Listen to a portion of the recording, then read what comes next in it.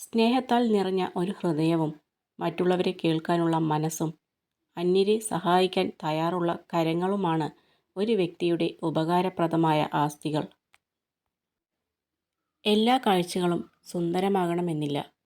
നമ്മൾ എങ്ങനെയാണോ ആ കാഴ്ച കാണാൻ ശ്രമിച്ചത്, അവിടെയാണ് അതിൻ്റെ യഥാർത്ഥ സൗന്ദര്യം. ചില കാര്യങ്ങൾ വിലയുള്ളതായി തോന്നുന്നത് രണ്ട് ഘട്ടങ്ങളിൽ മാത്രമാണ്. ഒന്നുകിൽ അത് ലഭിക്കുന്നതിന് മുമ്പ്, അല്ലെങ്കിൽ അത് നഷ്ടമാകുമ്പോൾ. ജീവിതപാതയിൽ സംഭവിച്ച വീഴ്ചകളാണ് നമുക്ക് ലഭിക്കാവുന്ന ഏറ്റവും വലിയ തിരിച്ചറിവും നമ്മൾ ആരാണെന്ന് സ്വയം മനസ്സിലാക്കാനുള്ള അവസരവും. നമ്മൾ നേടിയ വിജയം ജീവിതത്തിൽ ഉടനീളം സന്തോഷം നൽകുമെന്ന് ഉറപ്പില്ല. അതുകൊണ്ട് തന്നെ എപ്പോഴും മനസ്സിനെ സന്തോഷമാക്കി വയ്ക്കണം. കാരണം സന്തോഷമുള്ള മനസ്സ് എപ്പോഴും നമ്മളെ വിജയത്തിലേക്ക് നയിക്കും. കൂടെയുള്ളവരുടെ പരിശ്രമങ്ങളെ ചോദിക്കാതെ തന്നെ തിരിച്ചറിയുകയും ആവശ്യമറിഞ്ഞ് സഹായിക്കുകയും ചെയ്യുന്നത് എല്ലാ കാലവും നിലനിൽക്കുന്ന ബന്ധങ്ങൾ സൃഷ്ടിക്കും. ആരെങ്കിലും നിങ്ങളുടെ വഴിയിൽ ഒരു കുഴി കുഴിച്ചാൽ നിങ്ങൾ അസ്വസ്ഥരാകരുത്. കാരണം അവരാണ് നിങ്ങളെ എങ്ങനെ ചാടണം എന്ന് പഠിപ്പിക്കുന്നത്. മറ്റുള്ളവർ എന്ത് ചിന്തിക്കും എന്നതാണ് നിങ്ങളെ ബന്ധിപ്പിക്കുന്ന ഏറ്റവും വലിയ ചങ്ങല.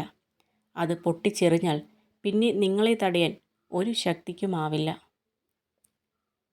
പണം കൊണ്ട് സമ്പന്നനും മനസ്സമാധാനം കൊണ്ട് പാവപ്പെട്ടവരും ആവുന്നതിനേക്കാൾ നല്ലത് മനസ്സമാധാനം കൊണ്ട് സമ്പന്നനും പണം കൊണ്ട് പാവപ്പെട്ടവരും ആകുന്നതാണ്.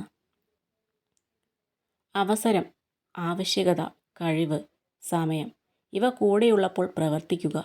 ഒരു നിമിഷം പോലും വൈകരുത്. നഷ്ടമായാൽ തിരിച്ചു കിട്ടിയെന്ന് വരില്ല. തെറ്റിദ്ധാരണകൾ എന്നത് അറിയാതെ എയ്തുപോയ അസ്ത്രം പോലെയാണ്.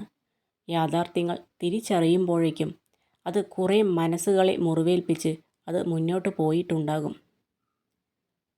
വാസ്തവത്തിൽ അസാധ്യം എന്ന ഒരു കാര്യവും ഇതുവരെ ലോകത്തുണ്ടായിട്ടില്ല.